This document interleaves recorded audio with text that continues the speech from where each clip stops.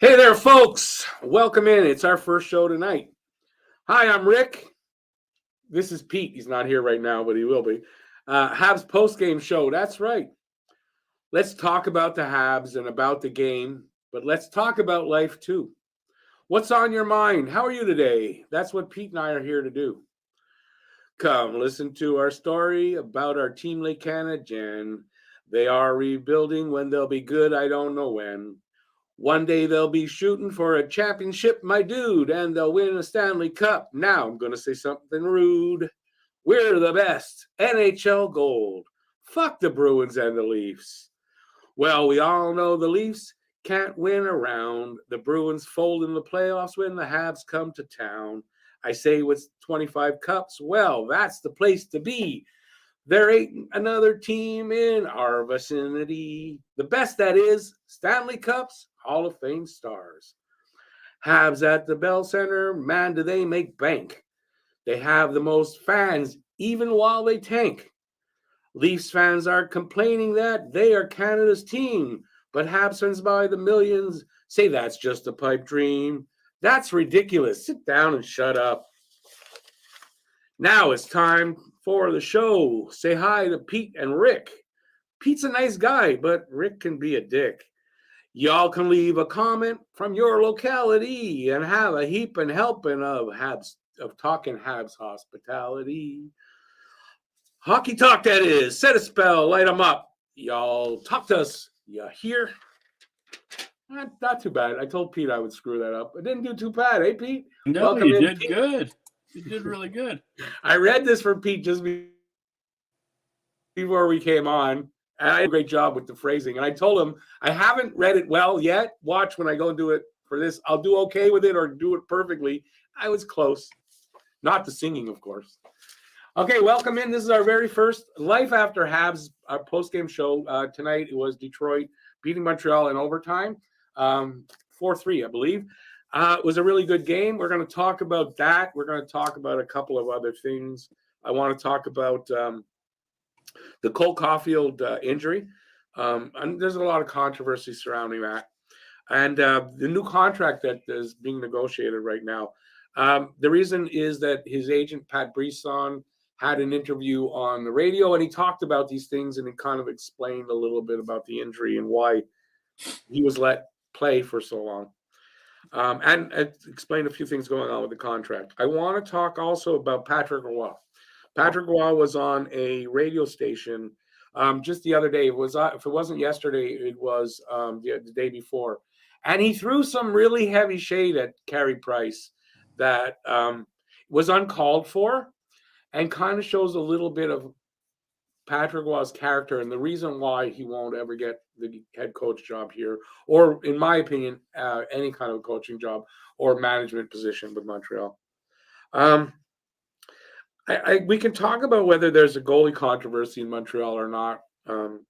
We could talk about that, and I think we're going to talk a little bit about Bruce Boudreau's firing. Pete, that's his name. The guy over there. He's in Victoria, so he's in BC. He's got a little bit more skin in the game, I guess, with the Canucks. So we're going to talk about that.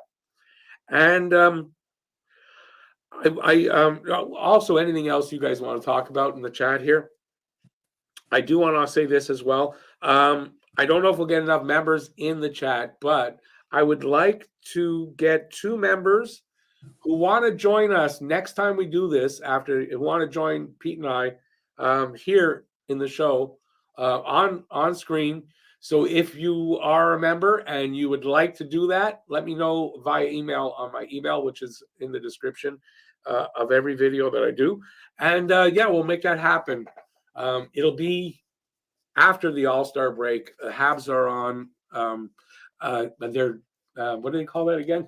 Their bye week. So they have like 10 days off where there's no games. So when they come back, we're going to figure out which game we're going to do. I'd like to get 2 members on with us to talk for, maybe a half hour. And so if you want interested, let me know. All right, Pete, say hi. Because I haven't stopped talking since we came on there. I forgot. Yeah, you're a bit of a motor mouth, aren't you?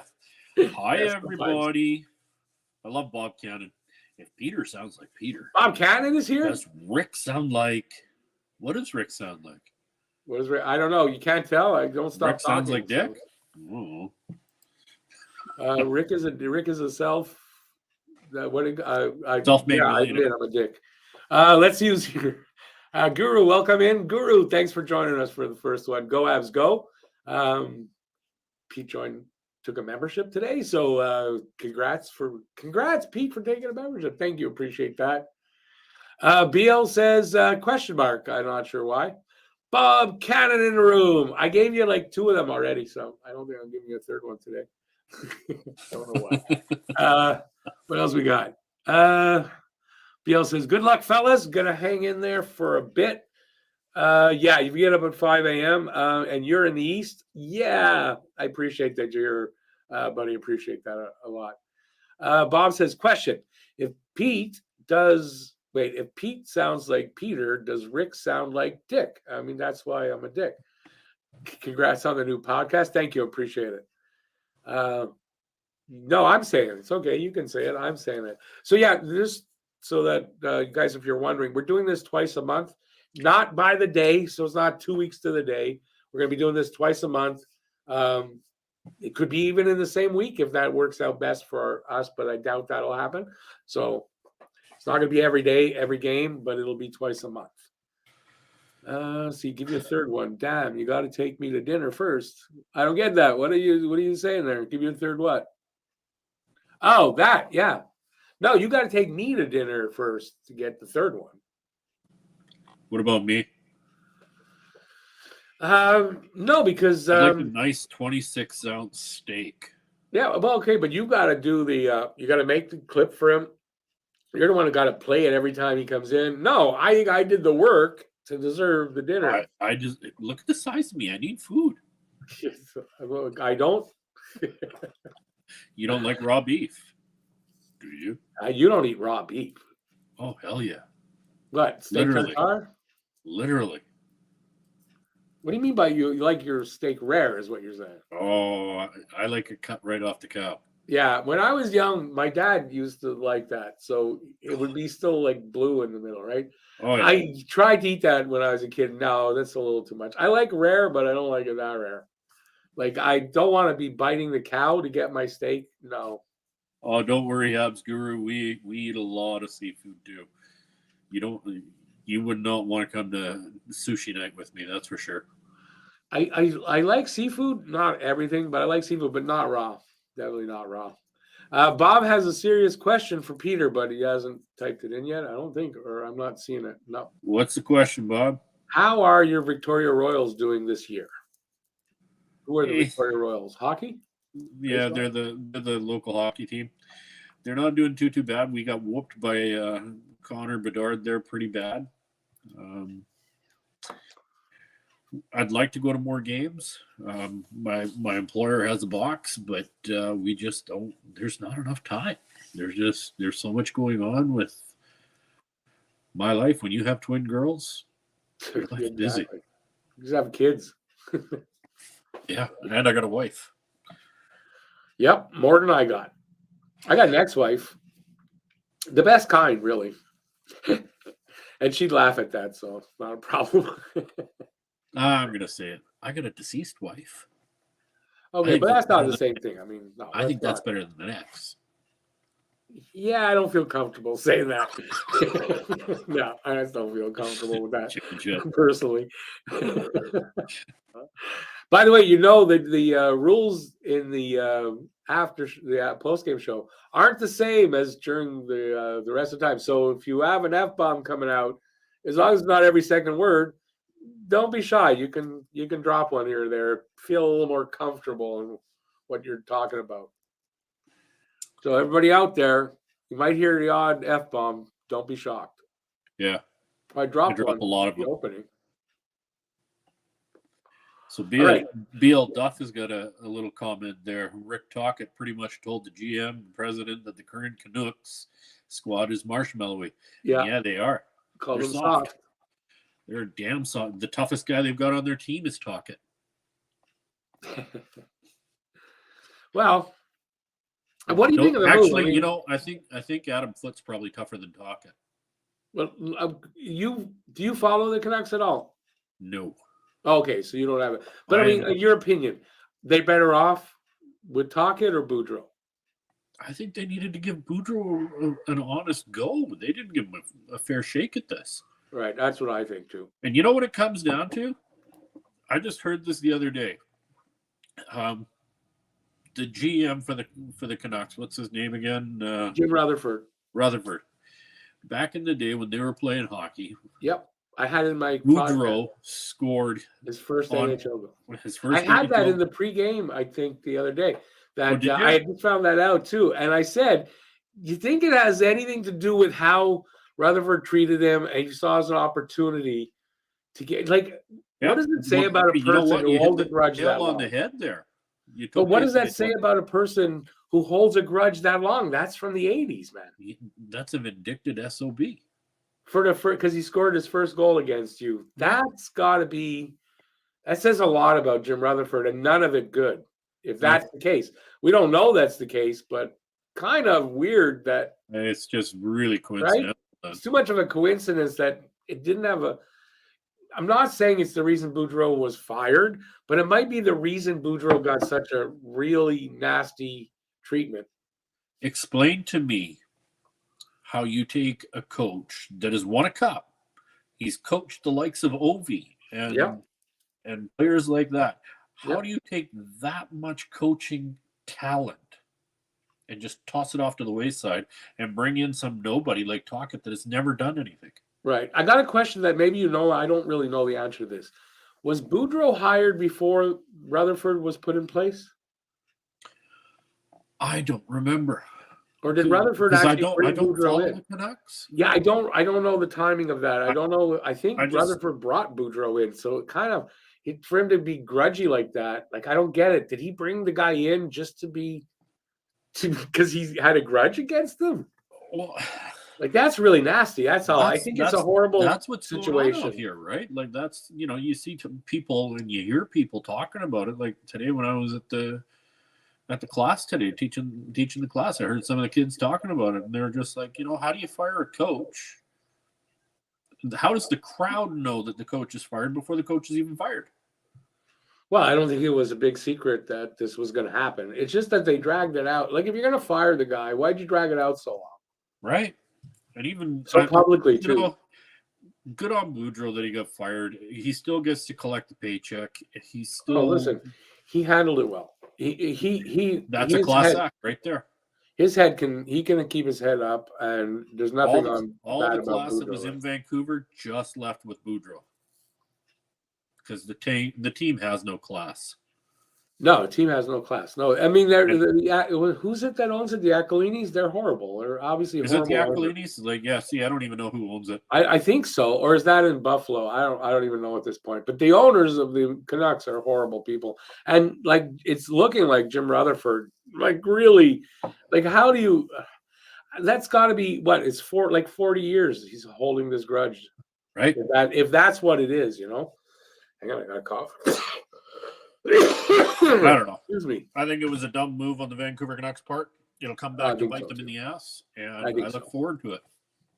Yeah, I think so. I mean, I just look forward to, I'm hoping that Tocchet decides to do the big, this team isn't tough. We need to get rid of some of these guys, and I hope they start getting rid of all this talent that they have. Like, they don't have a lot of talent, but this team needs to be rebuilt. They need to do what Montreal's doing from the ground up.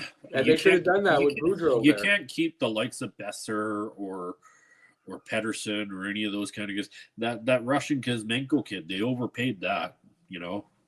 Like you and I were talking before the show. That's right. They just announced that 5.5. Yeah. Bridge deal. Yeah. Yeah, 3.5 at best. 3.5 at best. No, they need to. They listen. They're going to suffer. What they probably deserve to suffer because of the ownership. Yeah. Yeah. Bad owners, and then if you hired a GM that's going to be. I just can't get over the fact that could be the reason why they treated Boudreau the way. Like, that's just. Yeah, Jim Rutherford. If that's the case, what a piece of work he is. Just want to get to say hi to Randy. Yeah, Randy, we're only doing this couple couple of days a month right now because it's really a bit hard on me to do this like every game, so that's not going to happen. But yeah, we're going to have some fun with it, and yeah, it should be a lot of fun to do. Bob says he's a big junior hockey fan, and I occasionally reference my Guelph Storm, which he does on Rick's live stream. Was just curious about your team. Hope they do well this year. That's why he wanted to know about the what are they called? The Victoria what? Victoria Royals. Royals. I never heard of them before. They're not bad. I never heard of them before. It's really weird. They need some work. Wait, where did that go? Oh, there, Randy. How did you guys like Jake Allen's play tonight? I thought Allen was good. He made a save. I mean, Husso made two like that as well, but I mean, he made a hell of a save to allow them to get to overtime.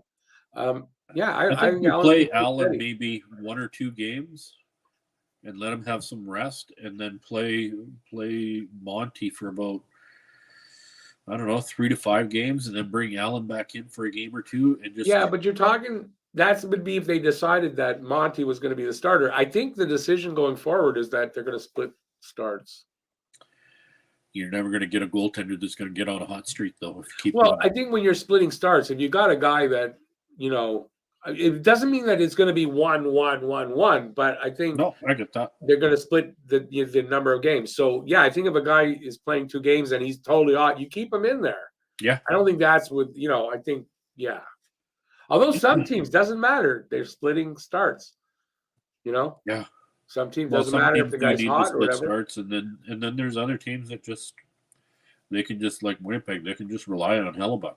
Yeah, but that, you know what? I think in the future, I don't think that's the way to go in the future. I think you need 2 quality goalies going forward to split starts. Yeah, I really do. I think it'll be beneficial. The speed and the talent that's in the game today. I read this. I was reading this, and I think I agree with this. I think it was Jake Allen that I was reading a story with him. Yeah, it's going to require. He even thinks you might see teams carrying 3 goalies again because of this. You need multiple goalies more so than ever going forward. I don't know. I don't understand why goalies are. I mean, I thought we were protecting them more, but it seems like they get run more now than they did before the protection.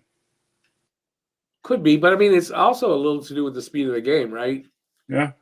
Guys fall, boom, it's going to be a big collision. There's a lot more of that. And I think they are run a lot too, because nobody knows what the fucking hell goalie interference is. If they would make that clear and then ref it that way, I think goalies would get run a little less. I agree. Because you could run the goalie and get away with it, well, you're going to try. Oh, for sure. I mean, look at what Kreider did, right? If you're not cheating, you're not trying. Isn't that a saying in sport, right? Especially hockey. So, yeah. It's almost in any sport. If you're not holding or clutching or grabbing, you're not trying. I mean, that's the saying. If you're not cheating, you're not trying. And I get it to a certain extent, right? You got to do, of course, you got to, the ref can't see everything, but they really have to define what goalie interference is, because, I mean, the players themselves will tell you, we don't know what it is. Bob Cannon made a comment there. Where do you, I like what he's saying there. Where do you think Boudreau ends up? Where's the comment? I see one from him. I don't think that's the comment. I just want to read it before. Yeah, it must be. Oh, I see what you're saying. Okay, yeah, no, I'm reading it now. It's a really good question. I would think, since he's being paid, I would think this guy would want a little time away to get the. I don't think he does. He doesn't want time away. He wants to get right back in. So where does he end up? I think almost anywhere. He's a good coach. I don't know what coaches are in trouble right now, so I couldn't really answer that because of that. But I don't know if you know, anybody out there know or heard anything about coaches that, like, I don't really know. But yeah, I think almost any team, especially as an interim. I don't know. He's got a great offensive mind. He's a good coach. There's no doubt he's a good coach. I wonder Thing if we is, could. I don't. Wonder if Has we he could have him as a adjusted? consultant, an offensive He consultant. might come in like that. Sure. You know, Has he adjusted he'd be though? good on the power play. Has he adjusted to the new NHL? Like maybe I don't know. Is that like what happened in Vancouver? I don't know what happened there. You I don't wouldn't know think either. that. Didn't he start out really well in Vancouver last He year? did. They started out. He came in. They won the first 3 or 5 games or something like that, I believe. Well, more than I mean, that, 6 or something. He won a bunch in a row. Yeah, I like I said, I don't really follow them much, but I wonder what happened I there. just thought that here's a guy that's done it. He's been to the Golden Games, so Yeah, I mean, he knows how to get there. He knows what it takes. So it'd be really nice to take whatever he has, bring that into your team, and get it rolling with your team. You know, That, he I read- just came in as an offensive consultant. I read some people talking about that Montreal should bring him in just to help Marty, with his inexperience to help Yeah. him with I think that that would kind be. of stuff. I think So it'd be a great fit. I don't see it happening though. No, I it don't won't think happen. so. Of course not. But Not here in Montreal. I think they're going to let them grow together. These guys. I don't think they. I personally, I don't think they need this. they don't need to do anything in Montreal. What they've got going on right now is perfect. I think it's fine. Yeah, I agree with that. Get rid of Burrows. Get rid of that Vancouver. Yeah, maybe in the that off we've got, season. Yeah. and then bring in somebody that is talented and knows a power play and knows an offensive system. Not where you're dropping the goddamn puck back every fucking time. Yeah, it's not something I thought we'd talk about, but Markov lost his, got fired in the KHL. So he's been coaching. I didn't know that he had coaching experience. So, Markov could be a guy I could see them bringing in. I said to you a long time ago. I know people have talked about it, and we were talking about it, and I said I didn't know what his experience and all that, but he just got fired in the KHL. He's available. You kind of think maybe, I don't know. I can see them doing that, but I don't know. That would if be they will. wonderful. I mean, it might or might not, but I don't know if they'll do that. But I mean, he could be an answer to a power play, and even on the PK as well. I mean, this guy was an all-around. He did everything. He was the defenseman of defensemen. Like Yeah. he was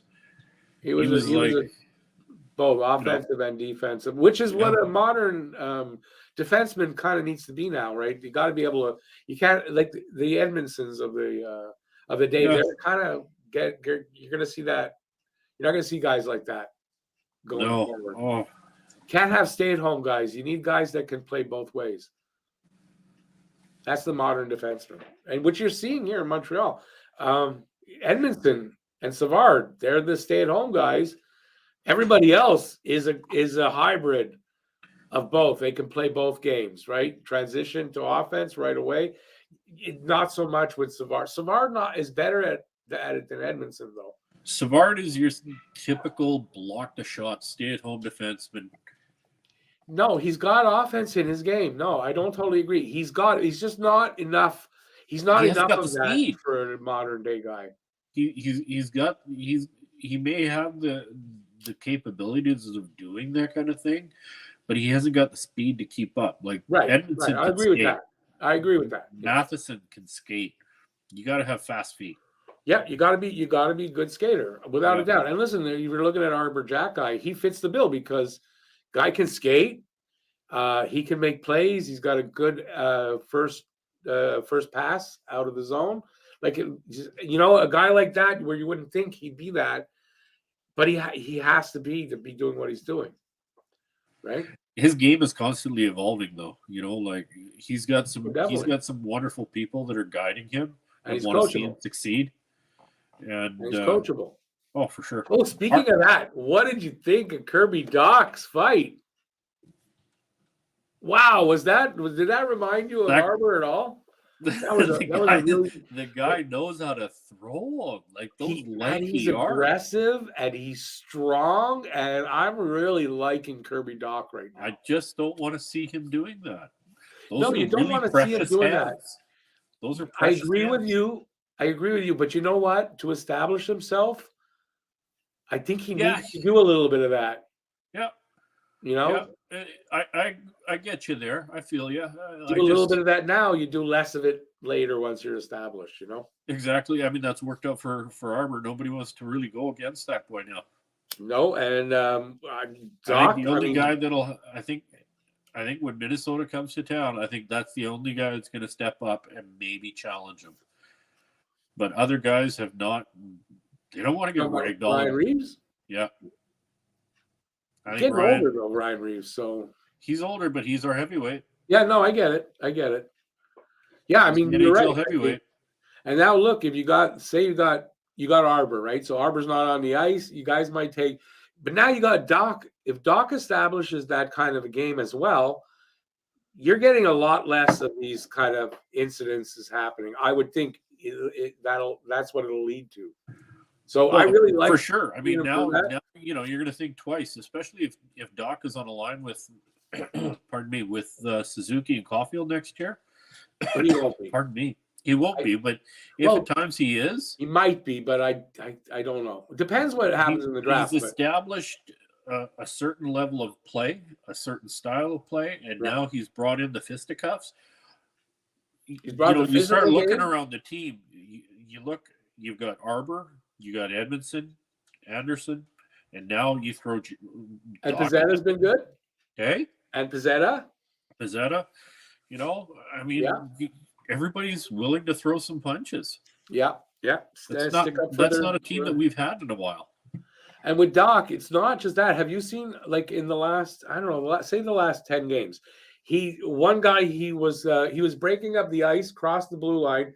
Guy went to check him. He decimated the guy. He just went through him like he wasn't even there, like he was a piece of paper.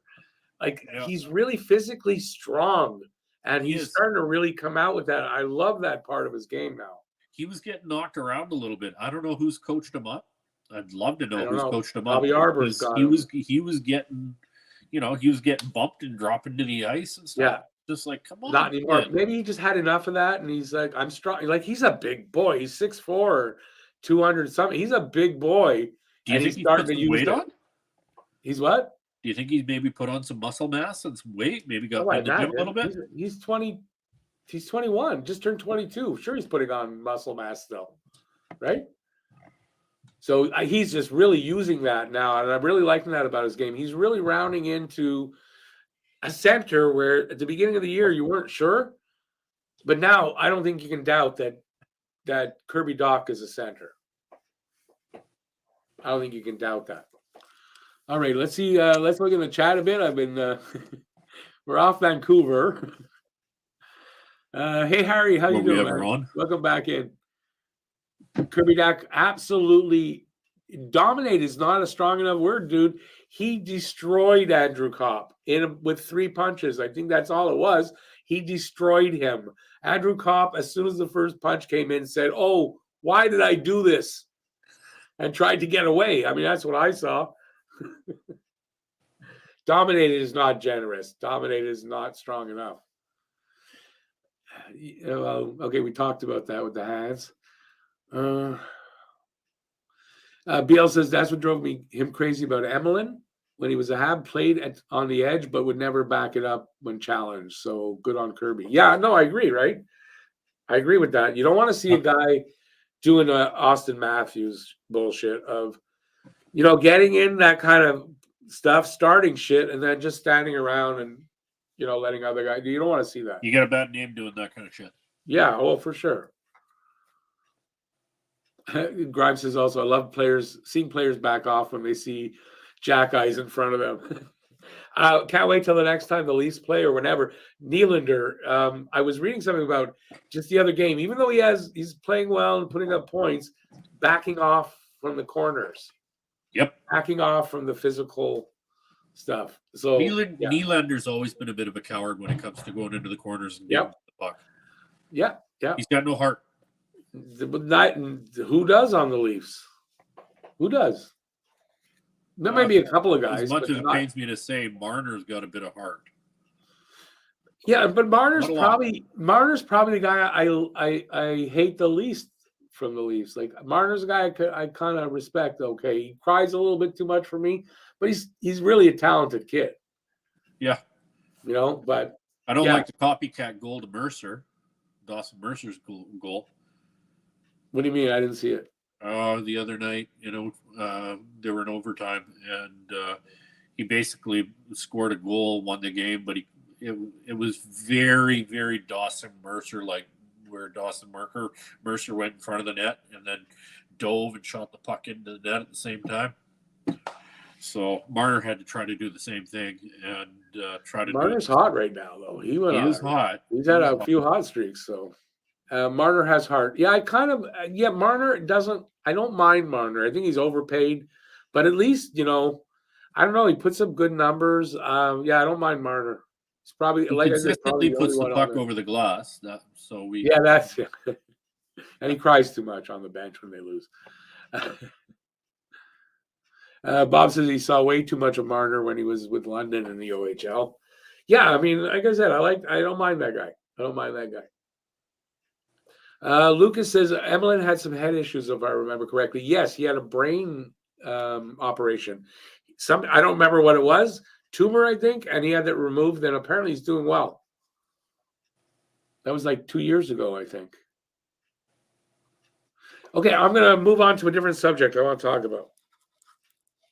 Two of them. We're going to get to the Cole stuff in a second. First, I want to. I don't have the audio here, but Patrick Waugh was in a radio interview, and I heard this, so it's not like I'm reading what somebody wrote about. I heard him say this in French, though. So he threw some really heavy shade at Carey Price and his contract and the injury and the fact that Carey's going to be on LTIR and didn't retire. So what he's saying about Carey is what Carey is saying, oh, hey, my leg is hurt. You got to pay me. He says he made $1.5 million, I think, at his highest contract here, or when he was a player, and that he couldn't get away with that kind of stuff. And if it were him, he'd have retired. And he threw some really horrible shade at Price, and I really didn't like hearing that. I would like to know what you guys think about it. And it's the reason, that kind of jealousy, because it's clearly that's what it is. That's the reason why anybody who thinks Patrick Waugh will ever coach here, be a head coach here, or work in management here, it's not going to happen. And that's the reason why. Because he lets that kind of stuff come out. He should keep that to himself if that's how he feels. Anyway, I want to know what you guys think about that. I heard this yesterday, and it kind of pissed me off. Pete, I know we kind of talked about it, but what do you think about that? Well, now that I think about it a little bit more, Patrick tends to have a bit of a big mouth, and he needs to.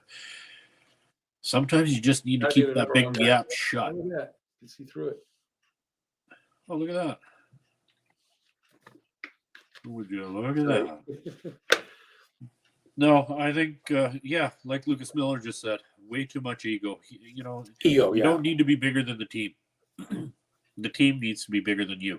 Yeah, you just need to be in the background coaching the team up. I mean, some coaches like to deflect some of the stuff that's on their team by being like that. But I don't know that works anymore. And if you look at Marty St. Louis, I mean, he's totally the opposite of that. There's a guy without an ego. Like his ego does not lead the way. No, Marty's pretty cool. I like him. He's got a very nice demeanor to him. He's, dare I say, almost Brett Sutter-like in some ways, I'm not sure how you mean by that. What Jake Evans said, would surprise you is he's very strict, Marty. He holds players to account. Yeah. And he's very strict about that, which actually players love that. And I think the players love him. As a player, you got to know that if you don't put out, you don't get ice time. And that, that's what I mean by Sutter-like. He's, and then the other thing that I see Marty doing is I see him absorbing negative comments that are made about the team or about players and saying, well, that's on me. I'm not coaching him right, or I'm not coaching that aspect of the game correctly. That's a really good point. You never see a coach, and I heard him say this once in one of the pregame. He'll admit to his faults, and you don't really see coaches. No, there's only one other coach that I see doing that, and that's Calgary. Yeah.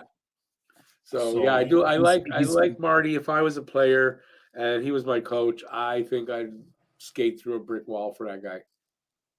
And that's all it takes is a coach having some belief in you and giving you the fair shake that you deserve. Right? Yeah, and I think it's a good point. And from the players that I've heard talk about him, that's kind of exactly what they say about him, right? He's a guy that he gives you a lot from himself.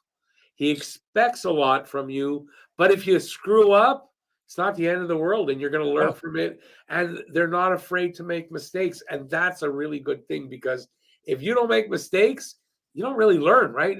You learn mostly by doing things wrong. You learn, oh, this is how you do it right. I mean, that's what it is. So he allowed that, and then he kind of, I guess, he expects them to learn from it. exactly. Not take Like he forever to learn, allows. right? But What was it? It was something to do with Arbor. And Arbor said, "Yeah, I made the mistake once, then I made it again." And he basically took me aside and said, "Look, you've done it twice. Don't do it again. If you have to bounce the puck off the glass, do it that way, but don't put it up the center of the ice and cough the puck up, kind of thing. You know." right, don't do it over and over and over again. He expects, like, Exactly. even if it's a slight improvement, but he expects you to be learning from your mistakes. Which Exactly. 100 these guys at their talent level, I would expect it too, right? Hey, And at that's their the talent reason, level and their pay grade, they need to step right? up and play. And I think this is why they've gone after these character kind of guys because character guys are coachable, right? And coachable, that's what you want. And we were talking before the show about Arbor and how he's getting better and stuff. Arbor, I heard this from Marty, very coachable. Oh yeah, And that's why he's learning so quickly.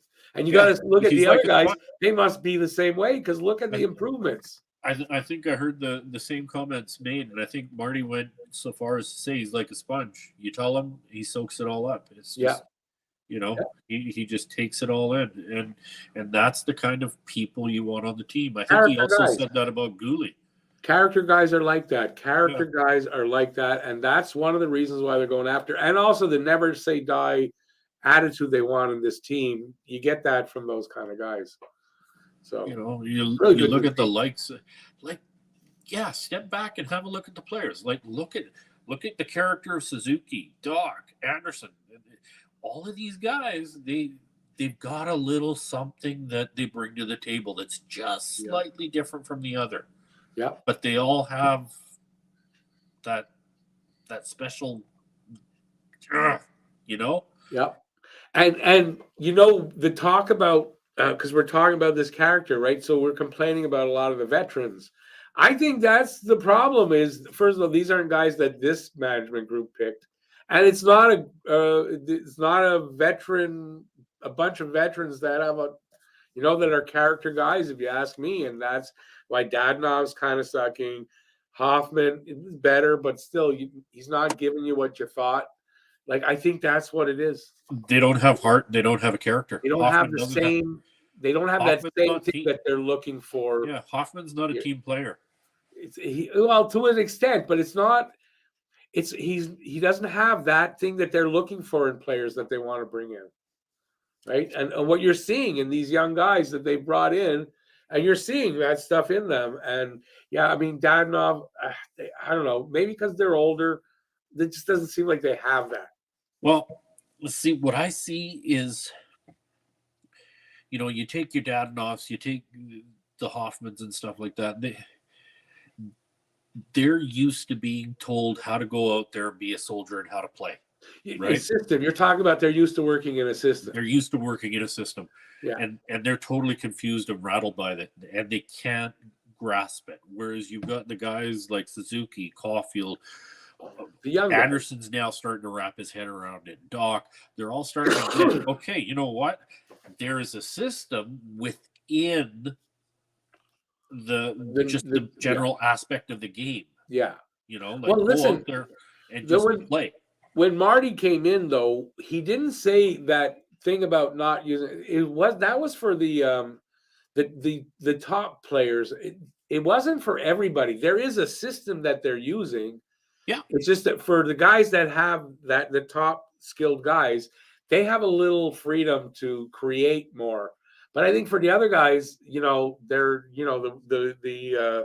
lunch pail kind of guys. No, they're working Your in a system. Pesettas. They're working Oh, in a system. yeah, your They are. Pesettas and Yeah. your Evans and stuff like that. You got to Yeah. go out there. You're the energy line. You got to go out Yeah. there. You got to bang. You got to crash. Get Yeah. the puck out. Soften them up, and then the other soldiers are going to come along. They're going to play their game, and they're going to do their thing, right? I agree. Yeah, no, I agree. Because you got to create the space. I just want to shift for a second here, and then we're going to go into something else. Then we're going to get to the chat a bit first. Oh shit! What did I want to shift to? I just Good night, forgot. I Grimes. talked too much, and I forgot what I wanted to shift to. How do you like that?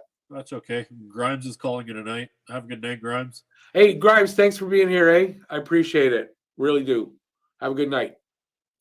Yeah, I want to get to the chat a little bit because I forgot what I wanted to shift to. I stopped him from saying something, and I forgot what I was going to say. That's really good.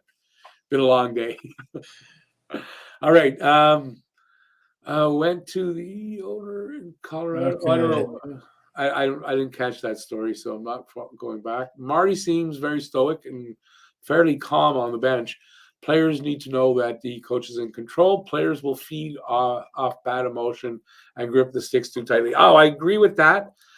Also, the coach could be kind of overbearing too at sometimes. I don't think Marty's like that. I think they know where they stand with him. Also, I think there's good communication from the coaching staff with the players. What do you think about that, Pete? There is good communication, and like you said, like the most important thing is he holds you accountable for your mistakes. Right. While he allows them, he still holds you accountable to learn from them, which I think is totally fair. And if I'm a player, how can you argue with that? To say, yeah, you're allowed to make mistakes, but we expect you to learn from them. You're going to argue back and go, screw you. Like, I don't think so, right? So, and if you think about it, even in a deeper sense, maybe that is being translated from Gorton and Hughes, right, to Marty, that, you know what, we're going to give you the freedom to roam, learn from the mistakes that you're going to make as a head coach, and that's just without a doubt. It's just how they say the shit just flows downhill. Oh yeah, no, listen, I think it's exactly the same for him, right? Is that they know he's got no experience, that he's going to make mistakes. I think I've heard Hughes say this actually. For a rookie coach, he's doing really, he is. No, but I've heard well. Hughes talk about it, and he said that exactly, that he's a rookie. He's going to make mistakes, yes, but he's going to learn from them. Like, he's talked about this. So I think it is the same for him as he gives to the players. Yeah. And he expects him as a coach, he expects to learn from his mistakes. And he will learn from his mistakes. That's kind of Marty St. Louis. I mean, when does he leave the ice? I don't know if he even leaves the ice, right? The guy lives and breathes. Himself a hockey junkie. He's a fucking hockey junkie without a doubt, right? Yeah. I don't know. Him and his wife, I just hope his wife is still understanding. Pete, I'm a little distressed. When we were talking about doing this, you were going, I don't know how I'm going to not be able to swear. And you haven't dropped one. I've dropped one. Oh, you did? Okay. I didn't hear it. Shit. Okay. I've dropped like 3. Yeah, I dropped one. I can talk without dropping the F-bomb. No, I know you can, but you were looking forward to being able to do a little bit of that. I just thought, you don't have to. I was just wondering what's going on. Well, if I can be a good boy and do it right with no bad language, then maybe this is a good idea, right? I guarantee your mother's not watching, or your father, so you could. I don't have a mom and I don't have a dad. Both Gandhi. Oh, I'm sorry. I don't apologize. He deserves it. There's nobody watching that's going to hold you to account for a few F-bombs that probably hasn't already heard you use them before. So everybody that knows me knows that's the skinny word that comes out of this mouth. I'm a trucker. Exactly. But anyways, don't worry about it. Just Habs Guru, talking Habs after dark. I like that. Well, that's what it is. No, but that is what it is. It is exactly that. I'm going to scroll a little bit because I was getting behind. Bob Cannon says, can you imagine Patrick Waugh trying to coach PK Subban? That would have been interesting. That really would have been interesting, right? Oh, that would have been heads butting probably all the time. That would have never worked. Patrick Roy would not have, like, if he's jealous a little bit here with Carey Price, imagine the jealousy he would have over the attention PK got here. Oh, I can't even begin to imagine. That wouldn't have gone well. No. That would have been awful. I think when Roy went back to the Ramparts after they built a new Colisée, he thought they were going to get an NHL team, and his plan backfired. That might be right there. I think I remember something like that. So, isn't he a part owner there of the Rampart?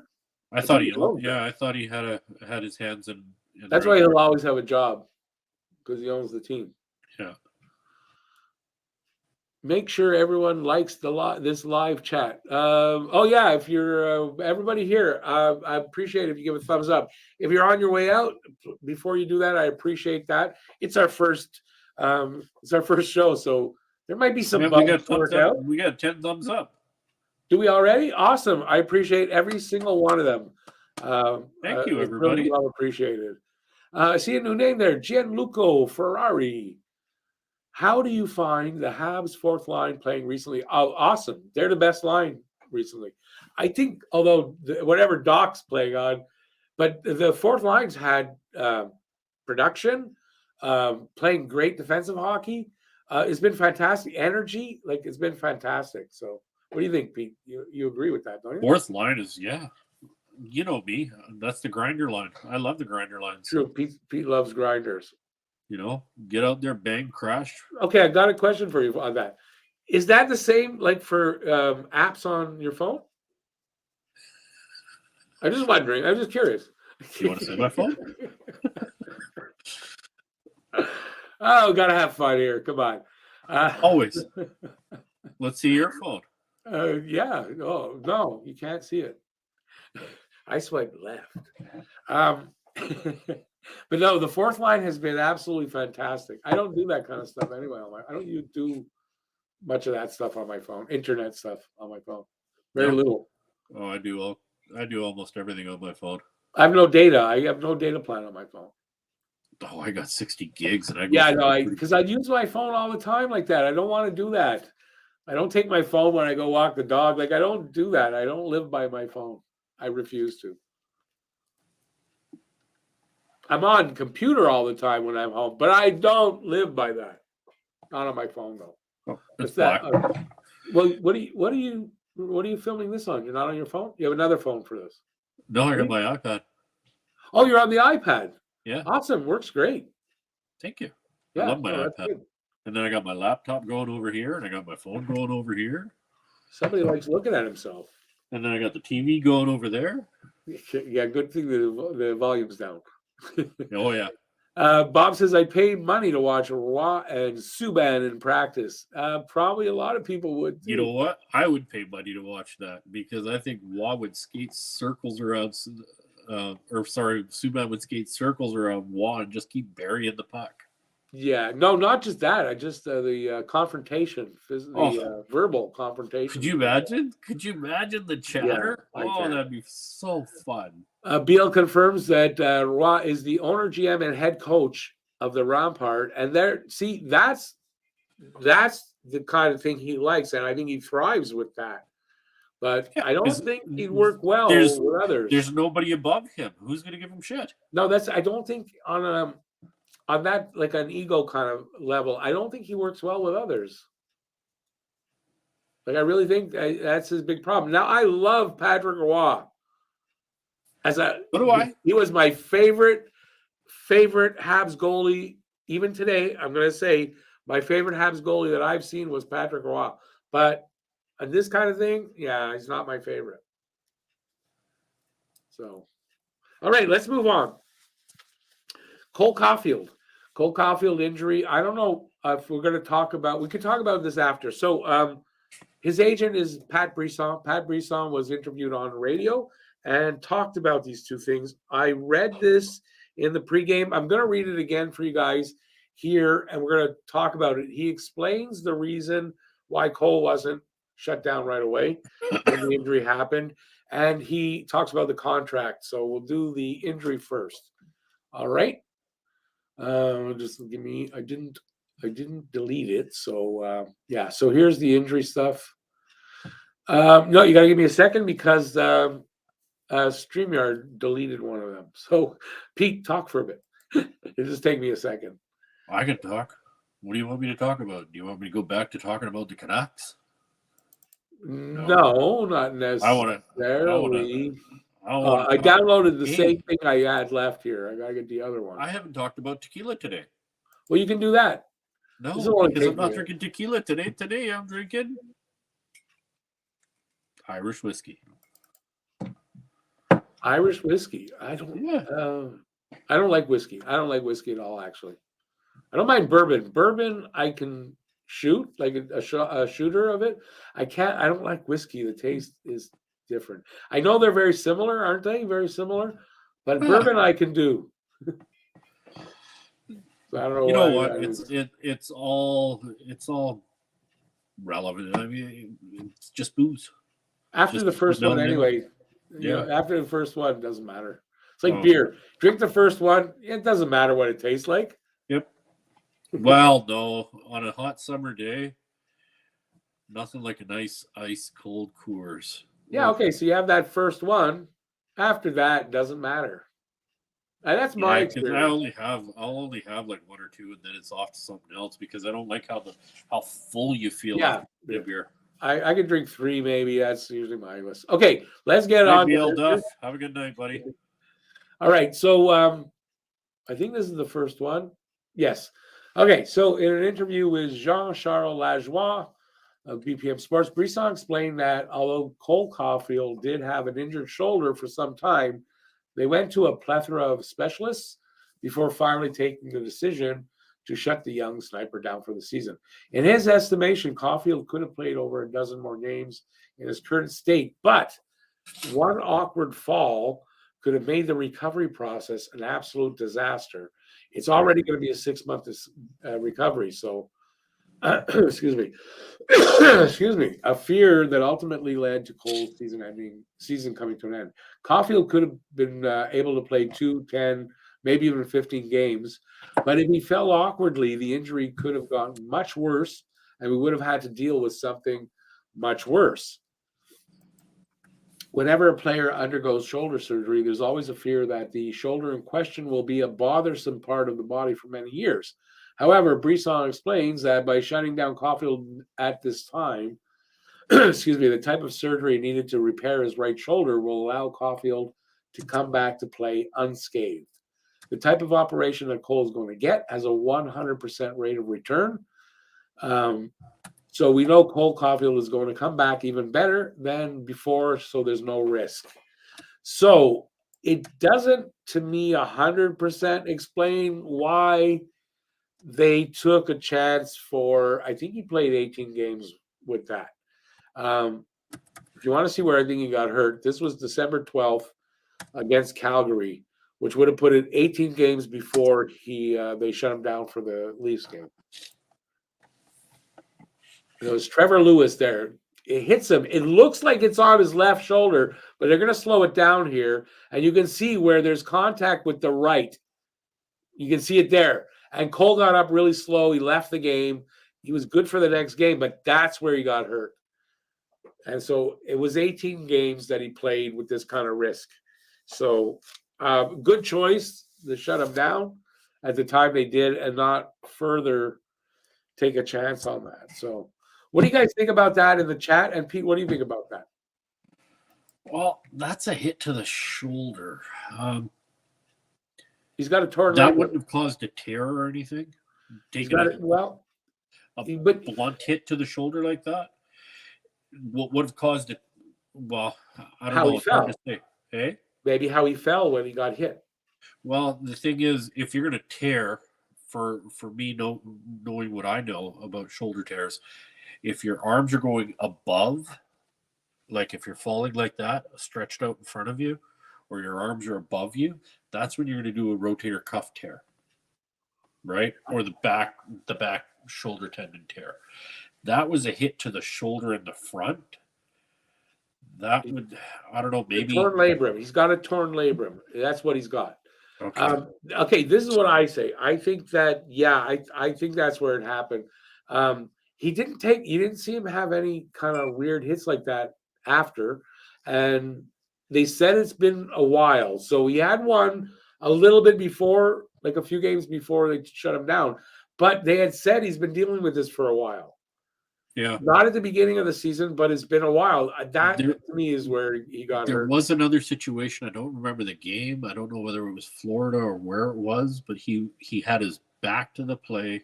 He got tripped up, and he went down, and both arms and stick was in the right hand. Both arms went down and in front of him, like he got nailed good. And that's where I thought it happened, but I don't remember the team. I think I know what you're talking about, but it wasn't far back enough to go with how they're describing the length of time. So I don't think that's where it was personally, but you might be right. I don't think it was there. Yeah. Anyways, that would tear the labrum if the arms were out in front. Okay, but here, let me challenge you on this. If you watch that clip, when he got hit, when you see the slow down version, what to me I saw, and the reason why the right shoulder got hit the way it was. Let me see now. It was this way. He was bracing for it. His shoulders went up in front of him. If you watch it again, I'll play. His shoulders went. I found they went up like that. If that's the case, it's very similar to what you described. I think he could tear the labrum there. You want to see it again? Sure, let's see it again. Watch when it gets to the slowed down version. And by the way, guys, we'll get back to you in the chat in a sec. So they're going to show it fast a couple of times, and then you're going to see the slowed down version here coming up. See how he goes forward with the arms? Yeah, he clenches with the arms. That could do it. That could. So I think that's where he got hurt. He went in like that when he got hit. So that means it was stretched in the back. He was forward, and then that could tear the labrum. So I think that's where it was. Anyway, okay. So let's go to the chat. It may have started as a small tear, and then all the shots that he's been taking have just been rupturing it more and more. And I think that's where the worry was getting. And if you're getting down to say, well, he could do it the next game now. Well, you shut him down, because if it's going to be that much worse in recovery, like, why do you want that? You don't want that. No. So now, how do you feel? Do you think they should have shut him down right away, or do you think it was a bad idea to let him play at all? I don't think it was a bad idea at all. He's a competitor. You got to let him try to fight through it.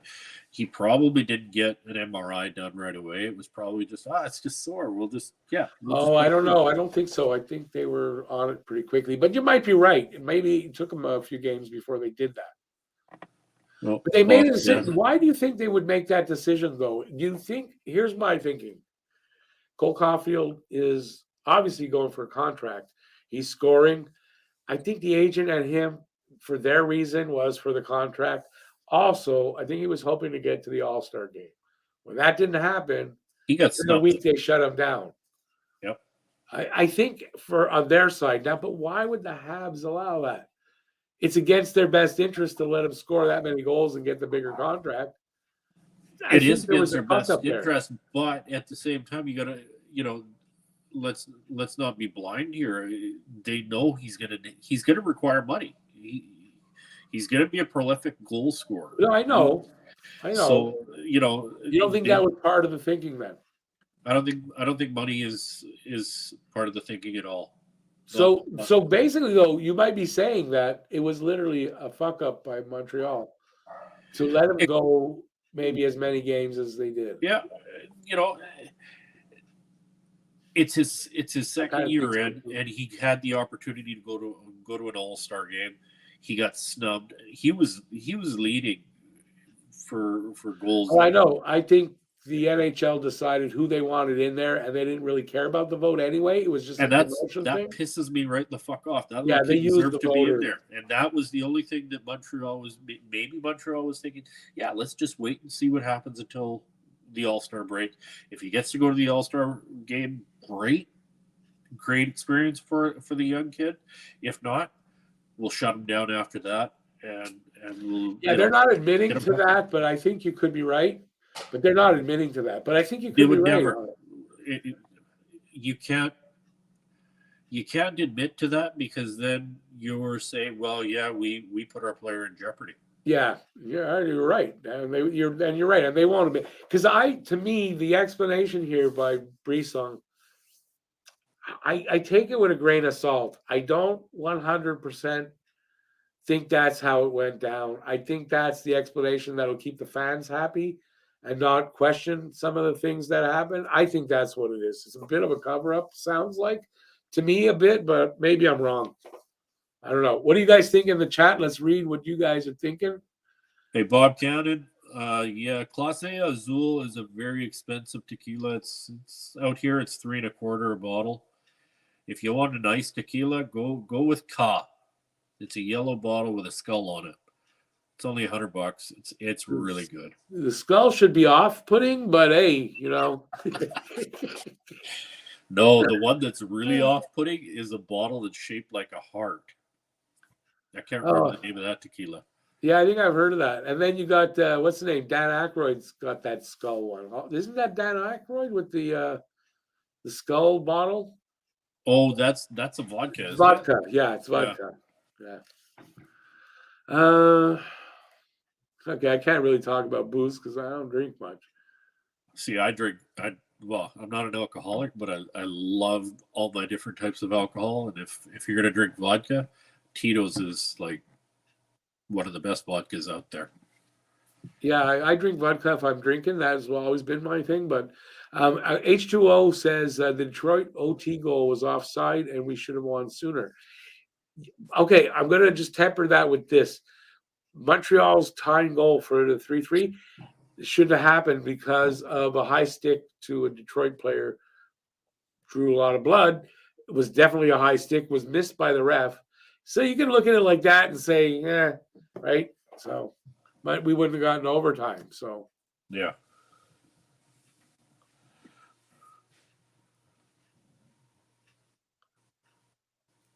Let me see.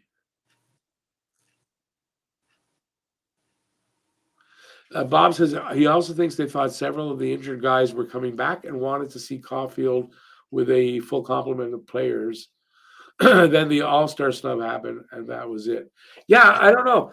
I don't know, but I mean, I'm just saying, is that a good enough reason to take, your sniper, your future and take a chance with him? Like, I don't know. Well, it's not really a huge dire chance that you're taking with the kid. He's young. It is just a shoulder muscle tear. It's not a big deal. It's repairable. It's not going to be. Yeah, but if he made it worse, they're saying if he made it worse, it's a more difficult operation without 100% recovery, guaranteed kind of thing, and a much longer recovery time. So you're taking a big chance with a young guy, right? I think. You are, having gone through it, I've come out the other side, and I haven't got, like I went with one of the best surgeons in the province, did my shoulders, both of them. And I'm sure, they're not going to have a not so great doctor do the surgery on. Oh, no. Have one of the best surgeons probably. Yeah. I'm not worried about the doctor they're going to use. But I mean, listen, I don't know that I would have taken the chance for that. I would have, me personally, I would have talked to Cole and asked him what he wanted to do. Oh, well, that we know. No, we know that. I think Nick Suzuki said Cole wanted to play. There was no doubt Cole wanted to play. Yeah, but that's not. No, sorry. He could be your own worst enemy there. Like, I want to play, and then, now I'm going to be like this the rest of my life. I mean, come on. That's not. Listen, it's a labor. Harry Price said that all the shit that he did, apparently he came back too fast a few times. He wouldn't change any of it. He'd still do it again. No, you don't leave it to the player to make that decision. Kyrie's situation's different. This is just a labrum. It's not a big deal. Yeah, but a labrum could have turned. No, but it could have turned worse though. It's a labrum still now, but that labrum thing could have been worse. Yeah, I agree. It could have That's all. gotten The worse. point is, do you really take that chance? I'm on the fence. I'm going to say I'm on the fence. And that's why I can understand what they did, but I don't know that I would have done it. That's why I think they took it to a certain point, and then they were like, okay, cool. Well, you got snubbed for this, and you got snubbed for that. This isn't going to happen. So why don't we just call it a day? At least they did that. At least they did that. They didn't go further because there is no reason at that point. He's chasing 50, okay, but it's still, I mean, at 22, he'll do it again. He'll do it next year.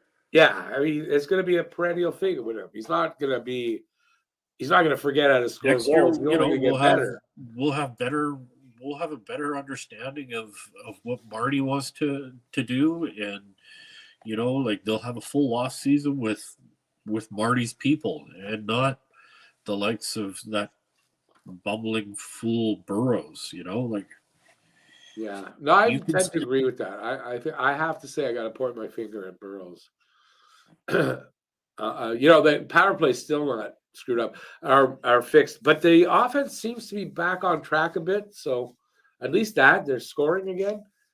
Well, I think Marty has probably taken over a little bit there. I don't know. I know he runs the offense. He said it today. He runs the offense. Yeah, we know that. He established that today. He was talking about Robidas, how he leaves Robidas to do. Mostly it's Robidas everything, right? Where he runs the offense and Robidas runs the defense. So we know that. So I guess Burrows is he just the power play coach and that's it? I guess so. And then maybe assist Marty with the offense, but yeah, Marty definitely did say he where runs does the Letowski offense. fall into all of this then? Who? Bench coach. Just a bench coach? That's what he was hired as, I believe. Yeah. Okay. Kind of what Ducharme did before they promoted him to head coach. I believe that's what it is. That's what Letowski does. It almost seemed like Letowski's fingerprints were on that defense for a couple of games there that we were playing. Well, he's got input. Listen, he's got input. He's got input. He's talking. I'm sure they use some of what he says for sure. I can see that. But he's a bench coach. He's doing what Ducharme did before he goes pro, which was that he was the bench coach. I don't know if there's another way to describe it. I get it. Let's get back to the other part of the Pat Brisson stuff. So people are worried about the negotiations. Apparently, they've been going on for a while, which he says they are. They've been going on for a while. So he was asked about the negotiations, and let's see what he had to say about that. Right here. Clear the throat. We've been talking for a while now, and the Montreal Canadiens want to come to an agreement with Cole. He's part of their long-term plans. Cole also loves Montreal, so we've had some good talks to that effect. Many have questioned whether the surgery would play into the contract negotiations, if at all, while others, like Lajoie, the interviewer, suggested that Caulfield and the team must be close to an agreement. From a contract talk perspective, we know the surgery will be very positive, so it shouldn't slow down negotiations. It's more a question of fit and cap space. Brisson gave the example of past clients to explain the constraints the flat cap has caused and why some of his clients have opted for a bridge contract rather than long-term. Usually cap space is the issue when trying to sign young players, long-term, said Brisson.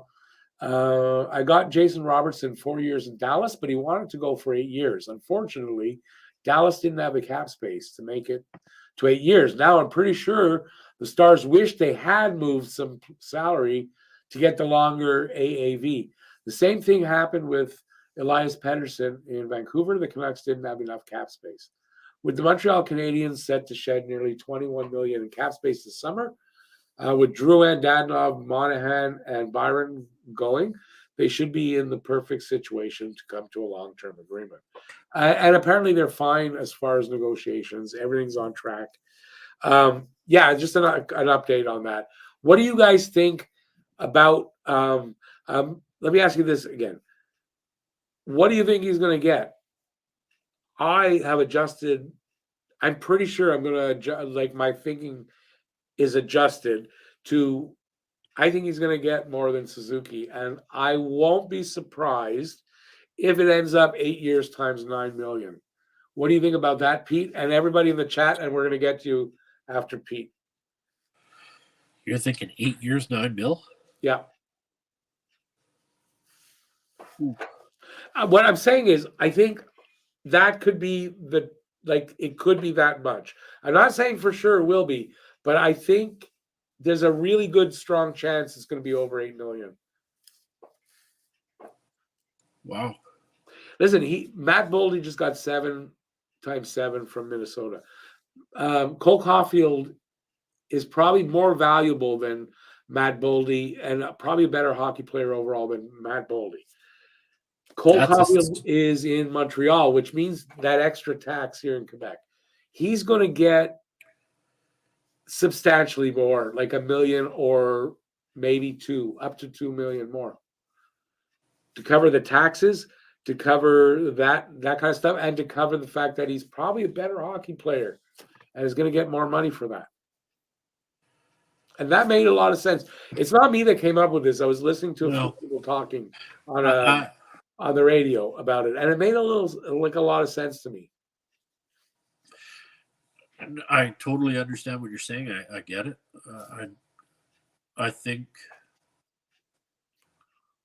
I don't know. I think they're going to try to stay hard to like, I don't know. I see a number of like 8.6 mil AAV over 6. So you're right. So you're agreeing with me, because that would be right in with what I'm saying. Yeah, I guess so. I think Nick Suzuki, they know, is a guy that's on the high side. I don't think Nick Suzuki is going to get jealous if they do that, right? Would you agree? They know that of their captain, and I think that would allow them to do that, not without worrying that Suzuki's going to be upset and there's going to be problems. Suzuki's not that kind of person. I don't believe he is. No. He'd be like, Suzuki's like the setup man, and I think Suzuki would think, I'm making enough money. Cole's like my best friend. It doesn't bother me. I don't think it bothers him. I don't know. I think our management is looking at all aspects of the game, and we don't want to get into a position that Toronto's in. We don't want to dish out. No, I agree. No, but here's something that they put in. I kind of forgot that I don't agree with on them, but it's one of the reasons why they're thinking it'll be higher. They are not of the mind that thinks that Cole Caulfield will take a discount for the team. No, he's not going to take a discount. And if that's the case, and he's looking to get paid, they're paying him between 8 and 9, like almost for sure. And one of them is from TSN 690, the morning crew. Sean Starr, he was saying wouldn't shock him if it was 10 million. Wow. I don't know if they're going to throw that kind of money around. They might have to, though. I could see it. Let me put it this way. I could see it happening. I don't think Kent Hughes is going to be given that much to go 10 million. But I could see 8.5. Like, I could really see him getting 8.5. 8.5, 8.65 max. Yeah, I could really see that for 8 years. But the other thing is, like, management is going to come out there and they're going to say, like, if we pick up a Leo Carlson or an Adam Fantilli or but that's down the road, though. The money that's down the road. We still need to be able to sign that in 4 years. Yeah, but the cap's going to start going up after, if not this year, next year. So if you think about it, if you lock down Cole Caulfield, even if it costs you $9 million a year, you're not really worried down the road because you're going to have the money. You're not letting Cole Caulfield walk for $1 million. No, fuck no. You're not. That's what I'm saying. If Cole wants to get paid, Cole's going to get paid. Yeah. Right? If he's not getting paid here, he's going to get paid elsewhere. They know that. So I think they're going to give in and come to an agreement somewhere and keep it under $9 million. That would be nice. Yeah, I think that's what's going to happen. That's like where I think I am now with that. because Okay, let's see what the boys in the chat think. we got a lot of people to sign still, coming up. Yeah, but look, if the cap does start going up this year, if not, it'll be next year. But like 4 million, and then it starts going up with nice chunks like that, Yeah. 3-4 billion a time, maybe sometimes higher. They'll have the money. They'll have the money. I really believe they will, and I think I just stress money's a big thing, and I just it's don't very know. important. They got to manage it 100%. But with the cap not being flat anymore after this season, it's going to be pretty good again, and I think they'll be able to work it. Yeah, money stresses me out. I don't want to see. Yeah, he's not going to do the big. I love Montreal, so I'm going to give you a deal thing. Yeah, I kind of think he will, but maybe not. He's got to get his bank now. And personally, you know what? Maybe even paying him like 8.5. That might be him giving them a bit of a discount. Yeah. I mean, this kid could have chased 60 fucking goals this year. If he was healthy, I believe this kid would have chased 60, not 50. If that's the case, he's getting fucking 9-10 million. You really think he could have hit 60 this year? Well, think about it. 26 in 40. How many games? Anyway, he was injured for 18 of those games. He was still scoring. If he's not injured, those 1-goal games could more than likely be 2-goal games. He might have picked up a hat trick. He'd have been close to 40 by the time they took him out. If that's the case, with 30 games to go, he's chasing 60. I didn't think of him scoring that many. Not with our offense the way it is right Because now. we didn't think he could. The talk wasn't even at 50. They were saying he'll be good at 40. No, this kid, I'm sorry, can score, and he's going to score. And he's going to score big time. I've changed my thinking that his high would be 50. I think he's going to hit 60. I think he might hit 60 multiple times, like twice in his career as a high. And then be in the high 40s, low 50s as a regular thing. He's got the talent. I think it's pretty clear. He's got the talent. He's gonna need some really good playmakers around him. He's gonna need big guys around him, playmakers, and he's gonna need to stay healthy, without a doubt. But health is gonna be a big thing. I think the potential is there for it, though. Anyway, let's see what the chat is saying. The potential's there for anybody that's a Not anybody. sniper like that. No, he's an elite sniper. That's an elite sniper. Right? A guy who can score 60 is an elite sniper. Now, am I saying Austin Matthews is an elite sniper? Yeah, of course. He scored 60. I mean, why does he drop off so by bad? accident? What has changed in Matthews' game that he has dropped off as much as he has this year? Yeah, but you saw that in almost every player. They're going to have lows and highs. Matthews. Oh yeah, for sure.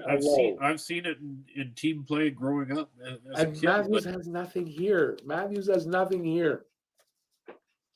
That's why he drops off. That's what I think. Anyway, something to think about, I guess.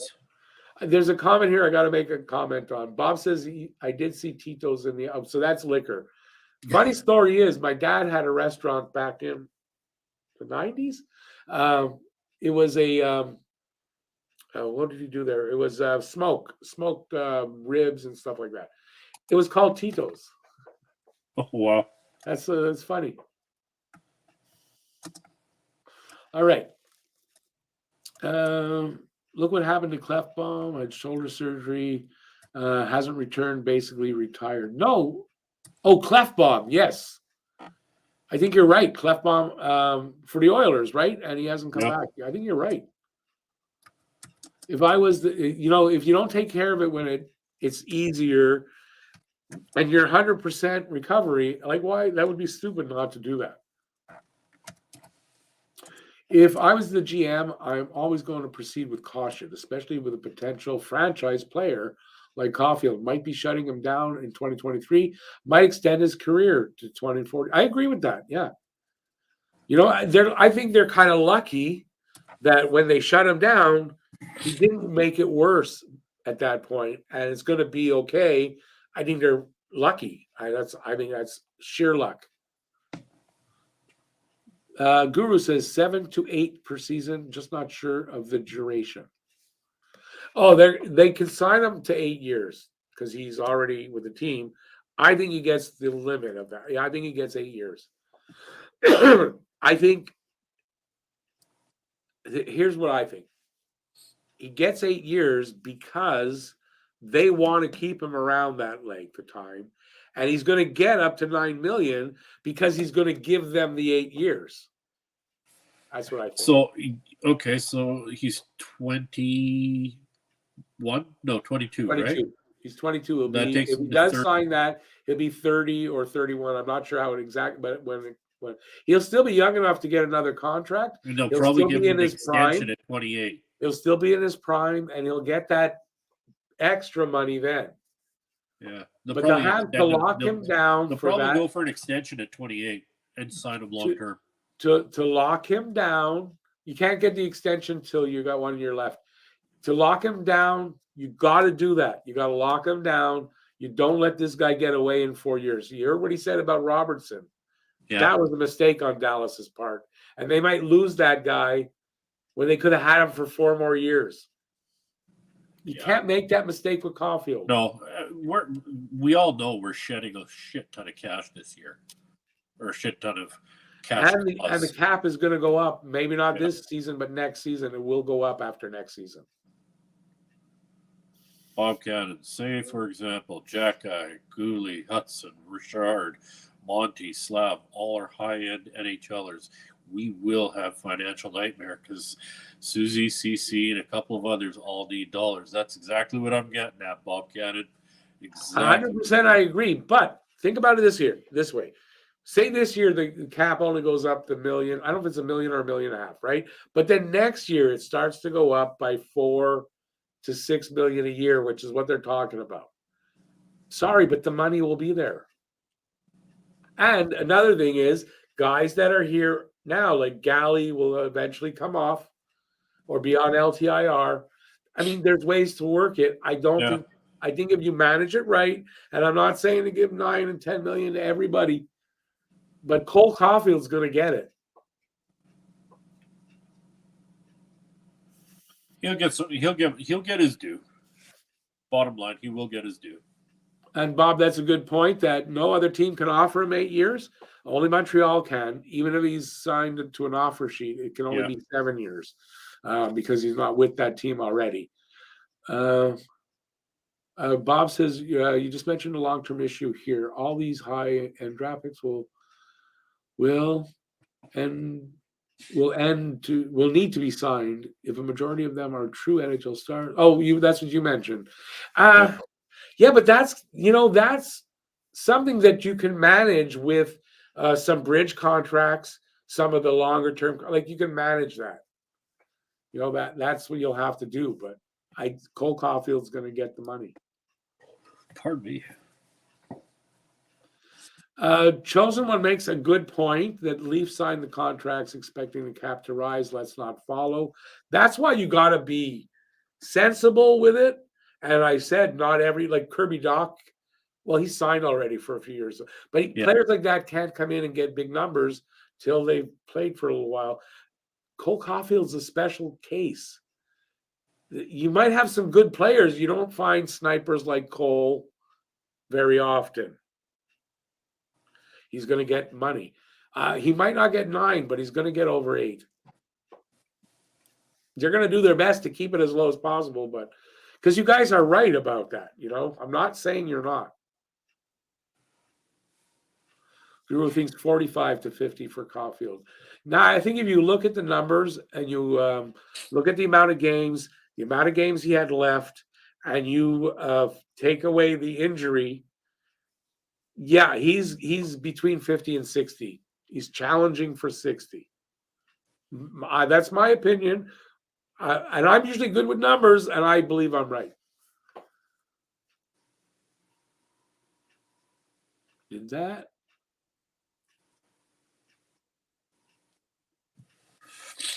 I don't think they can talk contract extension until the player is in the last year of his contract. So season ends, Boom, right? That's over. So now you're on the last year of your contract.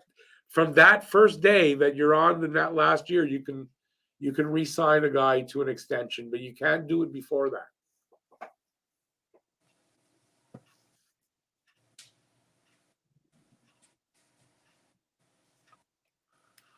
But Bob, you know that they all won't be here, and you know that they'll make some moves, and that's the salary cap makes you do that.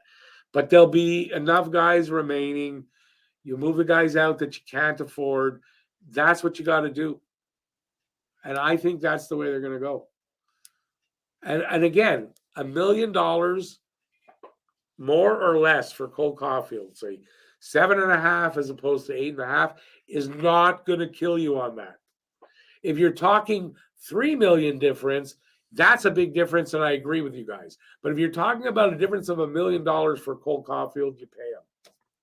Oh, they'll definitely step up. If it's comes down to $1 million, they'll be just like, you know what, we've thrown away money before. At least this time we're not throwing it away.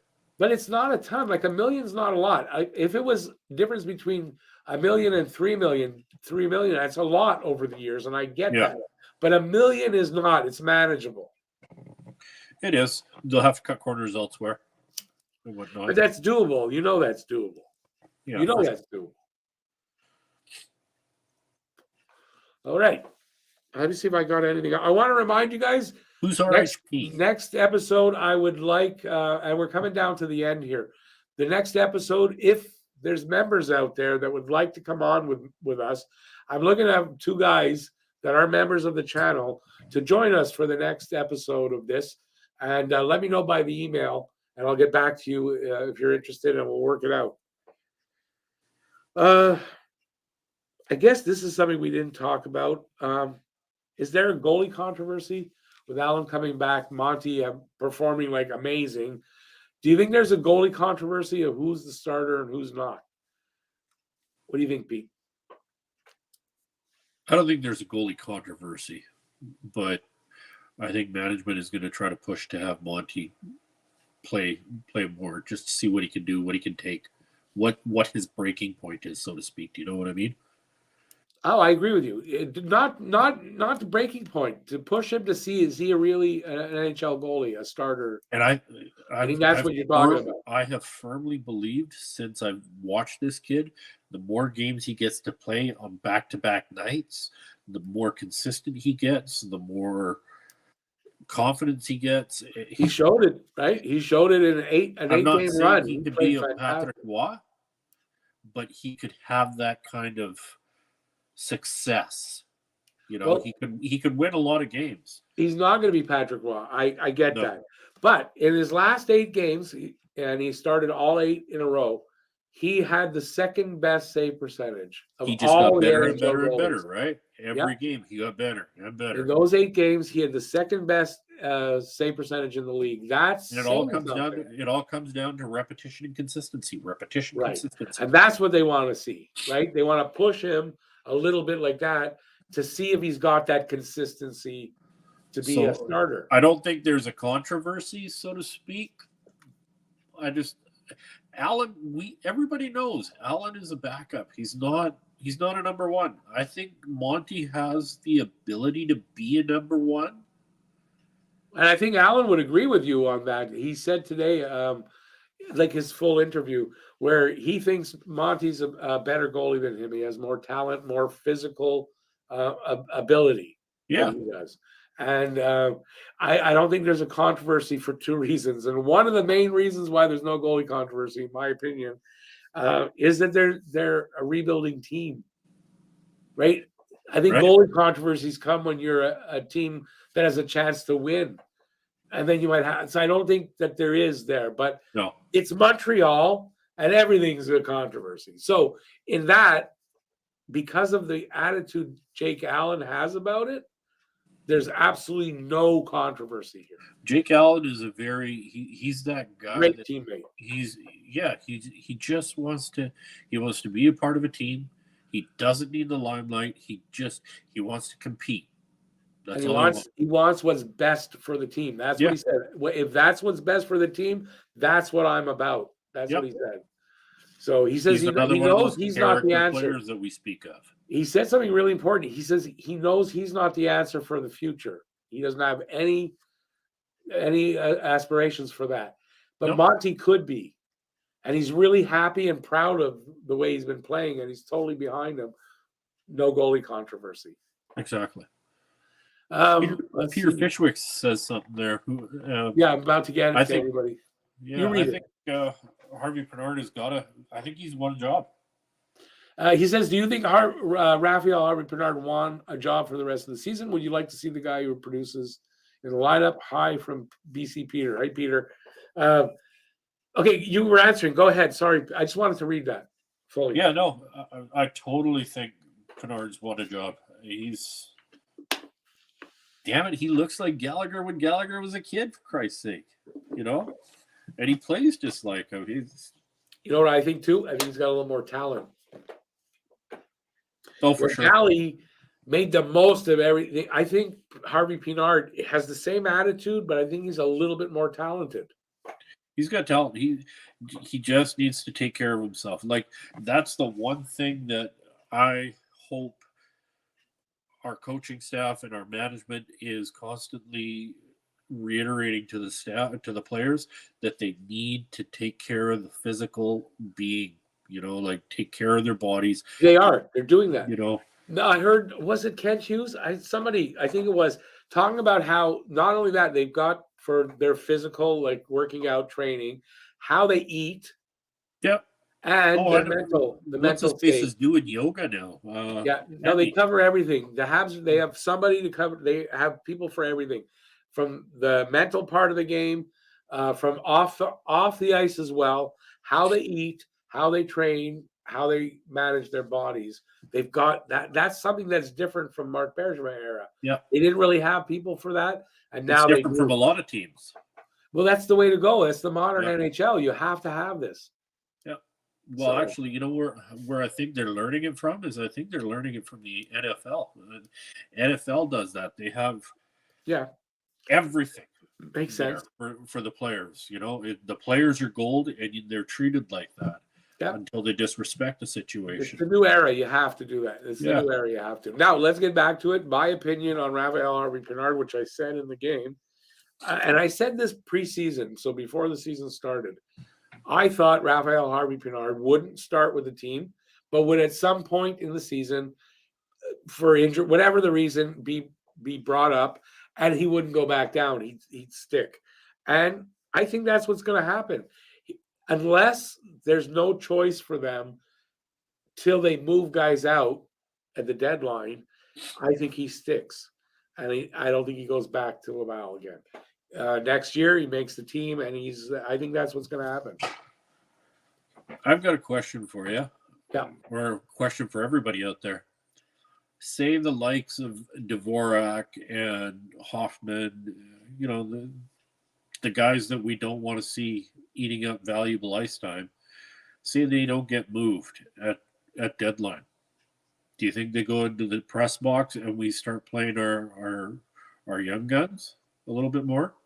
I don't think so. That's what I want. I want that. I do too. But what I do think, though, that in the off season they continue to try to move these guys, and if they are successful, next season we see for sure Harvey Pinard, Ullinen. These guys are going to make the team. Ullinen. There's another kid. Oh my God! Amazing, right? Which shows that the coach down in Laval, which I know people in my chat have during the games have questioned whether they want to get rid of him, but he's developing players down there. Exactly. So I think he's doing a good job. So I think guys that can look at Belzile, who was he was depth. He's 30. He was adequate. He's 28, I think. He was adequate as depth. He's now become really fucking good when they bring him up. Like, I was surprised they would bring him up, and then he's played fantastic.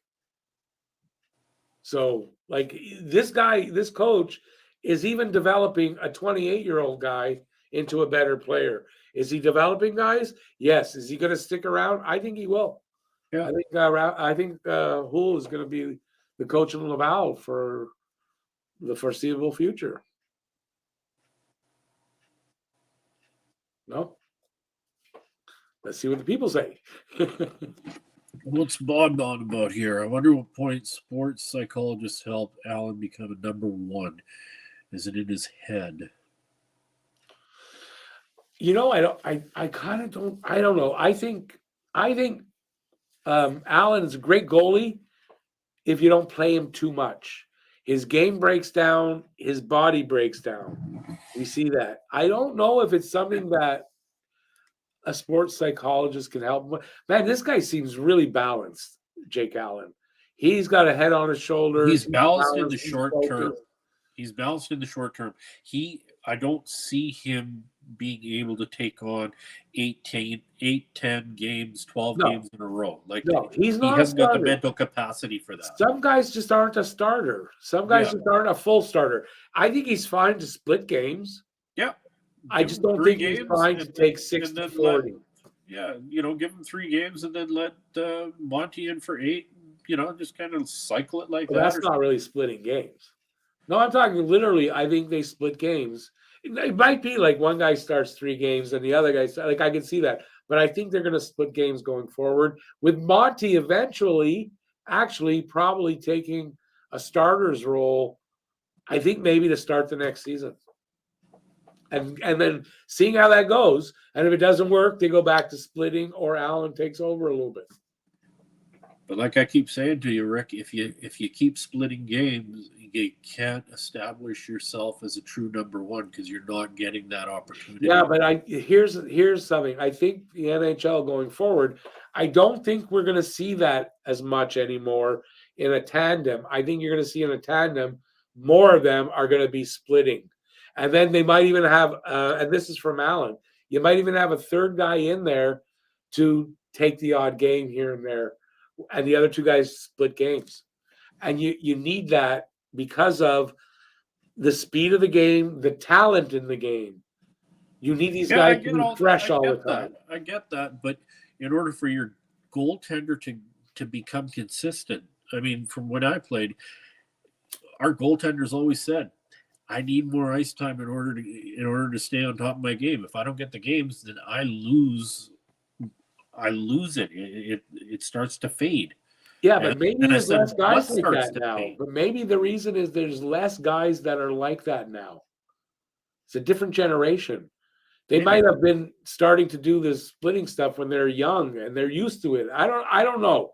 But I think, getting 40 to 50 games in a year is you're playing pretty. I think that's a lot.